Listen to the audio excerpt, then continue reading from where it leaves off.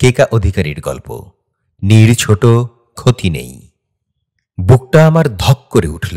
তারপর অকস্মাৎ কষ্টে সমস্ত অন্তরাত্মা কুঁকড়ে গেল, যেন দিঘির জলে খেলে বেড়ানো মাছটি এইমাত্র কোচবিদ্ধ হয়েছে। ঠিক এমনই সুতীব্র যন্ত্রণার অভিজ্ঞতা হয়েছিল আজ থেকে ২২ বছর আগে। কি আশ্চর্য, সেদিনের সে সময়টাও ছিল এমনই দ্বিপ্রহর। সেদিনও আমার শরীরটা অবশ হয়ে গিয়েছিল, মাথাটাকে মনে হচ্ছিল একদম ফাঁকা। আচ্ছা, হার্ট অ্যাটাক হলে কি মানুষের এমন লাগে? আজকের দৈনিকের ছোট্ট খবরটি আমাকে আপদ মস্তক কাঁপিয়ে দিলে বুকে অসম্ভব ব্যথা অনুভব করলাম। শোক সংবাদের নিচে হাস্যোজ্জ্বল ছবিটি আমার সেই দিয়া আপার, জ্যাকলিন চৌধুরী দিয়ার। কার কাছে যেন শুনেছিলাম সব বাধা পেরিয়ে দিয়া আপা আর শিমুলদা ঘর বেঁধেছিলেন। তাহলে শিমুলদা কেমন আছেন এখন? আর ছেলে মেয়েরা? মৃত্যু সংবাদটি আমার দেহটাকে অসাড় করে দিলেও মনটা ছুটছে রাখালের দড়ি ছেঁড়া এড়ে বাছুর হয়ে স্মৃতির প্রান্তরে। নাটকীয়ভাবে এই দিয়া আপাই আমার প্রথম অ্যাটাকের জন্য দায়ী ছিলেন, যদি তাকে আদৌ অ্যাটাক বলা যায়। আজ এত বছর পর দ্বিতীয়টির কারণও তিনি। অবশ্য দুবারই কাজটি তিনি করলেন নিজের অজান্তে। একবার অস্তিত্ব জানান দিয়ে, আরেকবার চিরতরে তা মুছে দিয়ে। অন্তরে ব্যথা বোধে মিশে আছে বিস্ময়। আজও তাহলে আমি হৃদয়ের গহীনে প্রথমবারের যন্ত্রণাটা বয়ে বেড়াচ্ছি। তাই কি এত সহজে সেদিন আর আজকের যন্ত্রণার তুলনা করতে পারলাম? বলা বাহুল্য, কোনো বিচারেই সেদিন আর আজ এক নয়। সময়ের প্রলেপ ঢেকে দিয়েছে অনেক কিছু, বদলে গেছে জীবনের দৃশ্যপট। দিনটি বর্ষার না বসন্তের ছিল মনে নেই। তখনও আমার পড়াশোনা চলছে। একটি অফিসের গবেষণা কাজে সাহায্য করতে গিয়ে পার্ট টাইম চাকরিটির অফার পেয়েছিলাম। সেখানে দোয়েলও ছিল। সে আজও আমার ভালো বন্ধু। বহু বছর আগের হৃদয় ভাঙা দৃশ্যটি এই দোয়েলই আমাকে দেখিয়েছিল। আর আজও বাংলা সিনেমার কাহিনীর মতো ওই কাজটি করল। আজকের পেপার দেখেছিস? না, এখনো সময় করে উঠতে পারিনি। কেন? একটা স্যাড নিউজ আছে। ৫ নম্বর পাতাটা দেখ। হাতের কাজ সেরে খবরের কাগজ নিয়ে সোফায় বসলাম। খুঁজতে হলো না। শেষ কলামের মাঝামাঝিতে চোখ আটকে গেল। দিয়া আপার মৃত্যু সংবাদ। এক নিঃশ্বাসে খবরটা পড়ার পর অনুভব করলাম পিপাসায় জিভ শুকিয়ে গেছে, কিন্তু উঠে গিয়ে পানি খাওয়ার শক্তি নেই। আমার হৃদয় আরেকটি বার রক্তাক্ত হলো। তবে দুদিনের ক্ষরণের প্রকৃতি সম্পূর্ণ ভিন্ন। সেই প্রথম ঘটনার দিনে অফিসে কি এক জরুরি কাজে কম্পিউটারে ডুবেছিলাম। দেখ দেখ, হঠাৎ পাশ থেকে দোয়েলের চাপা গলার ইঙ্গিতে চোখ তুললাম। আমাদের দিকে এগিয়ে আসছেন দদুল ভাই। পেছনে প্রায় তার সমান উচ্চতার শাড়ি পরা এক মেয়ে। দদুল ভাই আগ্রহ ভরে আমাদের ডিপার্টমেন্টের সবার সঙ্গে মেয়েটির পরিচয় করিয়ে দিলেন। সত্যিই আমি বলতে পারবো না মেয়েটি সম্পর্কে তিনি কি বলেছিলেন। সে মুহূর্তের কোনো কথা আমার মাথায় ঢোকেনি। সপ্রতিভ মেয়েটি সবার সাথে পরিচিত হচ্ছিল। আমাকে উদ্দেশ্য করেও দদুল ভাই কিছু বললেন। আমি বোকার মতো তার দিকে ফ্যাল করে তাকিয়ে থাকলাম। পরে স্বাভাবিক হতে শুরু করলে বুঝলাম মেয়েটি দদুল ভাইয়ের স্ত্রী বা প্রেমিকা নন। এই অফিসে নতুন জয়েন করা তার সাবঅর্ডিনেট। আমার মনে আছে আমার বিকল মস্তিষ্ক সচল হয়ে একটি তাৎক্ষণিক জরিপ চালিয়েছিল। সৌন্দর্য, ব্যক্তিত্ব, আভিজাত্য কি নেই তার। বুকের চিনচিনে ব্যথা আমাকে নিশ্চিত করল অফিসের ১ নম্বর স্থানটি এখন এ মেয়ের দখলে। মিস ওয়ার্ল্ডের পাশে আমি বড় জোর মিস ফেয়ার স্কিন। মানে আমার গায়ের রংটাই শুধু তার চেয়ে একটু উজ্জ্বল। সত্যদর্শী চোখ আমার ঈর্ষাকাতর মনকে তৃপ্ত করল। সুন্দর হলেও সে যথেষ্ট কালো। জানলাম মেয়েটি আমাদের কয়েক বছরের সিনিয়র। নাম তার দিয়া। আমি তাকে দিয়াপা বলে ডাকতাম। সে আমায় ডাকত নাম ধরে। অল্প দিনেই মিশুক মানুষটির সাথে আমার বেশ ভাব হয়ে গেল। আমাদের কথাবার্তা বেশি হতো ডাইনিং টেবিলে খেতে খেতে। সুযোগ বুঝে আমি তার রুমেও ঢু মারতাম। শুধু তার সাথে কথা বলার উদ্দেশ্যে নয়, অন্য কারণও ছিল। দিয়াপার কাছে যাওয়ার নাম করে আমি দদুল ভাইয়ের সাথে একলা হবার সুযোগ খুঁজতাম। সুযোগ মিললে দিনটি হতো স্বপ্নে পাখা মেলার। বলতে দ্বিধা নেই, আমি দদুল ভাইয়ের প্রেমে পড়েছিলাম। মজেছিলাম ফার্স্ট ক্লাস ফার্স্টের একাডেমিক রেজাল্ট আর কথার জাদুতে। আর স্পষ্টত তাতে দদুল ভাইয়ের ইন্ধন ছিল। অবশ্য একলা সময়ে আমাদের মধ্যে বিশেষ কোনো কথা হতো না। আপনি আমাকে সবার সামনে শুধু বালিকা বালিকা করেন কেন? কেন, তুমি বালিকা নও? দাঁড়াও তো ভালো করে, একটু দেখি। দদুল ভাইয়ের মুখে দুষ্টুমির হাসি। না, আমাকে আর বালিকা বলবেন না, অসহ্য লাগে। উত্তর না দিয়ে দোদুল ভাই আমার দিকে শুধু চেয়ে রইলেন। একদিন সাদার উপরে লাল কাজ করা তাঁতের শাড়ি পরে দোদুল ভাইয়ের রুমে গেলে অনেকক্ষণ তাকিয়ে থেকে বলেছিলেন, একদম দেবী সরস্বতীর মতো লাগছে। লজ্জা পেলেও উপমাটা আমার মনে ধরেছিল খুব। প্রায়ই তিনি আমাকে খ্যাপানোর চেষ্টা করতেন। কোনো কোনো দিন আমি তাকে অফিসের বা ভার্সিটির মজার ঘটনা বলতাম, কিংবা সদ্য পড়া বইটির কথা। দেখা যেত বেশিরভাগ দিনই নীরবতা আমাদের সময়টুকু শুষে নিত। একসময় অস্বস্তি এড়াতে আমি উঠে দাঁড়াতাম। এখন আমি যাই। প্রতিবারই ভাবতাম দোদুল ভাই নিশ্চয়ই আজ কিছু বলবেন আমায়। না, আমাদের সম্পর্কের বিষয়ে কোনো দিন তিনি কিছু বলেননি। অবশ্য একদিনের কথায় নিশ্চিত হয়েছিলাম, ভুল মানুষটিকে ভালোবাসিনি আমি। আমাদের অফিসের স্টোরে রবিন নামে একজন কাজ করতেন। লোকটা খ্রিস্টান ছিলেন বলেই হয়তো তাকে আমাদের ডিপার্টমেন্টের আজাদ ভাই, শফি ভাইয়েরা মজা করে আমার সাথে তার সম্পর্ক হতে পারে বলে বুঝিয়েছিলেন। অতি সরল রবিন উঠে পড়ে লেগেছিলেন সে সম্ভাবনাকে বাস্তবায়িত করতে। রবিনের মতো কেউ আমাকে নিয়ে ভাবছে, বিষয়টা আমি মেনে নিতে পারিনি। মনে মনে অপমানিত বোধ করেছিলাম। কথাটি দোদুল ভাইকে বললে তিনি আমাকে বুঝিয়েছিলেন, ব্যাপারটা এভাবে নিচ্ছ কেন? তোমাকে তার ভালো লেগেছে, তাই সে তোমাকে ভালোবাসতেই পারে। একজন মানুষের আরেকজন মানুষকে ভালোবাসার অধিকার আছে, ঠিক যেমন তোমার অধিকার আছে তাকে ভালোবাসার কিংবা না বাসার। লোকটা তোমার যোগ্য না হতে পারে, সেজন্য তার ভালোবাসা কিন্তু ছোট নয়। তুমি তাকে ভালোবাসো না, ঠিক আছে, তবে তার ভালোবাসাকে কখনো অসম্মান করো না। এমন দৃষ্টিভঙ্গিতে আমি অভিভূত না হয়ে পারিনি। মনে আছে, দোদুল ভাইয়ের প্রথম বইটি বের হলে তার একটি কপি তিনি আমাকে দিয়েছিলেন।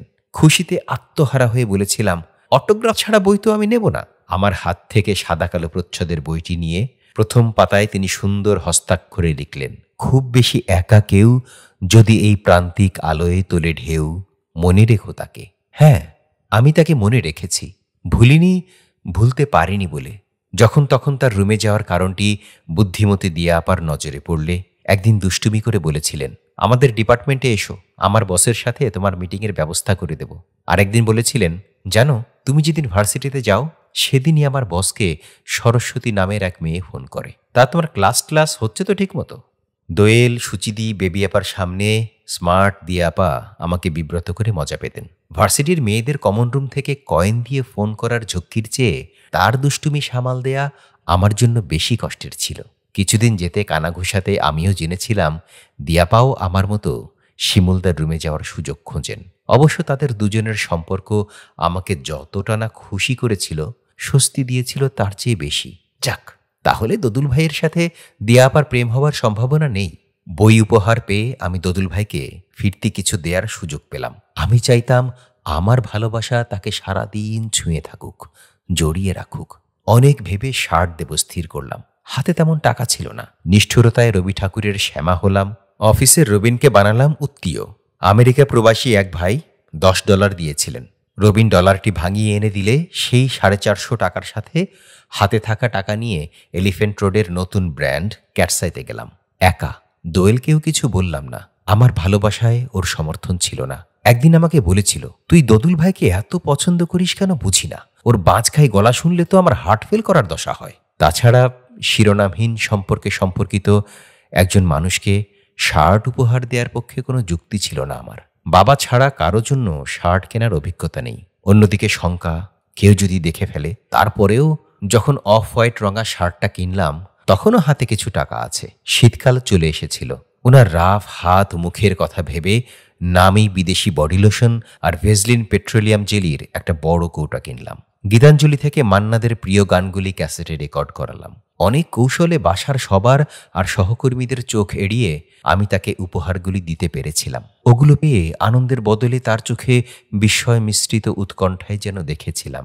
এরপরেও আমি দোদুল ভাইয়ের কাছ থেকে 2-1টি উপহার পেয়েছিলাম। বিশেষ কিছু বা শুধু আমাকেই দিয়েছিলেন তা নয়, যা কিছু তা দিয়াপা, দোয়েল এবং আমি এই 3 জনকেই দিয়েছেন। অফিসের কাজে বিদেশে গেলে সেখান থেকে টুকটাক এনে দিতেন আমাদের। আমি খুশি হতাম, আবার হতামও না। সবাইকে যা দিলেন আমাকেও তাই। শুধু একবার ব্যাংকক থেকে ফিরে আমাকে যে থাই সিল্কের পার্সটা দিয়েছিলেন সেটা ওদেরটার চেয়ে একটু বেশি সুন্দর ছিল। ঘন বেগুনির উপর গাঢ় ম্যাজেন্টা ফুলের পার্সটি পেয়ে আমার স্বপ্ন দেখার গতি বেড়ে গেল। আমাদের সম্পর্কের ধরনের কোনো কুল কিনারা পেতাম না আমি। তাকে যে আমি ভালোবাসি তা যত প্রকারে বোঝানো যায় বোঝাতাম। প্রত্যুত্তর না পেয়ে হতাশা বাড়ত শুধু। মনে মনে আমাদের সম্পর্কের একটা নাম দিয়েছিলাম আমি, অ্যাবস্ট্রাক্ট লাভ। যদিও কেউ সে নামের খবর রাখত না। দিনকে দিন মরিয়া হয়ে ওঠা আমি বিষয়টার ফয়সালা করতে দোদুল ভাইয়ের সাথে নিরালায় কথা বলতে চাইলাম। উনি রাজি হলেন। বিশ্ববিদ্যালয় এলাকায় আমাদের দেখাও হলো কয়েকবার, কিন্তু আমার প্রত্যাশিত বাক্য তার মুখ থেকে বের হলো না। বরং আবৃত্তিকারের গলা থেকে গুনগুনিয়ে ভেসে এলো গান। কখনো নীড় ছোট, ক্ষতি নেই, আকাশ তো বড়, কখনো জানি জানি প্রিয়া, এ জীবনে মিটিবে না স্বাদ।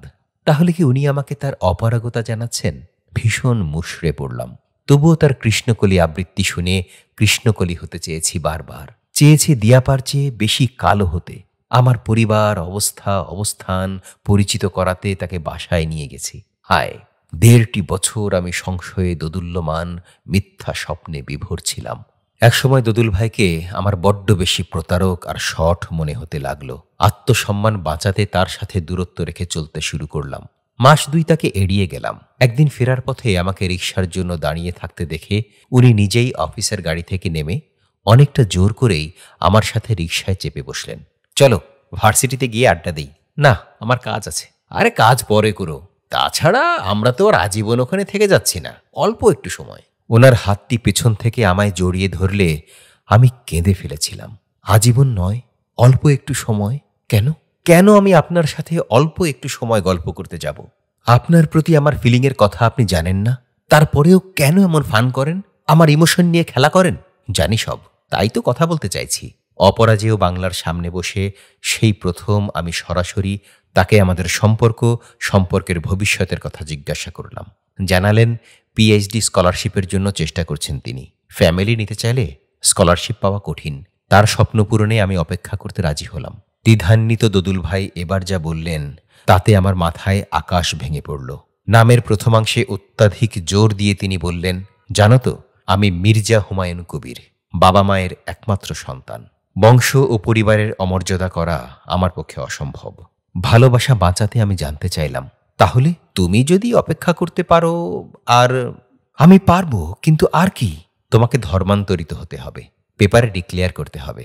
তাছাড়া আমাদের পরিবারের মেয়ে বউয়েরা চাকরি করে না, পর্দা করে। ধর্মপরায়ণ ছিলাম না কোনো কালে, তবু তার শর্তে আমি রাজি হতে পারলাম না। চোখের জলে চারিদিক অন্ধকার হলো। কেমন করে ঘরে ফিরেছিলাম জানি না। আমি ভেবেছিলাম আবৃত্তি করা উদার মনের মানুষদের বুঝি নারী স্বাধীনতায় বিশ্বাস থাকে, ব্যক্তিগত ধর্মবিশ্বাস নিয়ে তাদের কোনো সমস্যা হয় না। বারবার মনে হচ্ছিল আমি প্রতারিত হলাম। যদিও আমাকে তিনি ভালোবাসি বলেননি, কখনো বিয়ে করব এমন প্রতিশ্রুতিও দেননি।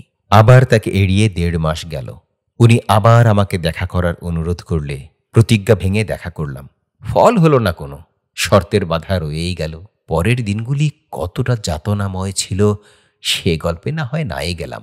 একদিন দিয়াপা আমাকে তার রুমে ডাকলেন। তুমি না বললেও তোমার অবস্থা আমি বুঝি। আমার মনে হয় তুমি ভুল করছো, নিজের ক্ষতি করছো, পড়াশোনারও ক্ষতি হচ্ছে। জীবনের এমন ক্রুশিয়াল সময়ে তোমার ভুল করা চলবে না। তুমি বরং মন দিয়ে পড়াটা শেষ করো। এমন চাকরি ভবিষ্যতে অনেক পাবে। কাছে থাকলে তুমি স্বাভাবিক হতে পারবে না। একদিন দেখবে সব কষ্ট সামলে নিয়েছো, তখন তুমি আমার বাসায় চলে এসো। বুঝেছ? অন্য কারোর জন্যে নয়, শুধু আমার সাথে কথা বলতে এসো, আমরা জমিয়ে আড্ডা দেব। অবশেষে আমি চাকরিটা ছাড়লাম। আর কোনোদিন দোদুল ভাইয়ের সঙ্গে আমার দেখা হয়নি। যদিও উনি দেখা করতে আরও একবার খবর পাঠিয়েছিলেন, আমি দেখা করিনি। আরও বেশি কষ্ট পেতে চাইনি তাই। অনেক পরে একদিন দূর থেকে পান্থপথের রাস্তায় আমি তাকে দেখেছিলাম, রিকশায়। কর্মজীবনে সফল দোদুল ভাইকে আজকাল খবরের কাগজে, টিভিতে প্রায়ই দেখি। তেমন বদলাননি। আমার ধারণাকে মিথ্যা প্রমাণ করে কপালের সামনে পাতলা সিল্কি চুলগুলো তার এখনো আছে। মিথ্যা বলবো না, ওনাকে দেখলে প্রতিবার আমার হৃদয়ের অতল থেকে উঠে আসা দীর্ঘশ্বাস লুকাতে হয়। তখন কেন যেন কানে বাজে সেই গান যা আমি ভুলতে চাই সব সময়। নীড় ছোট, ক্ষতি কি? দীর্ঘশ্বাস লুকাই বটে, তবে দোদুল ভাইয়ের জন্যে কষ্টে আমার আত্মা কুঁকড়ে যায় না, যেমনটা হলো আজ দিয়াপার মৃত্যু সংবাদে। খেয়ালই করিনি দুপুর গড়িয়েছে সেই কখন। জানালার গ্রিল ধরে দাঁড়াতেই চোখ গেল গধূলির আকাশে। কতদিন আমি আকাশ দেখিনি, পাছে বর্তমান জীবনে অতীতের ছায়া পড়ে। আজ কেন যেন বিশাল এই নীল শূন্যকে আবারও ভালো লাগছে। অবাক ব্যাপার, বহু বছর পর আমি গাইছি, নীড় ছোট ক্ষতি নেই, আকাশ তো বড়।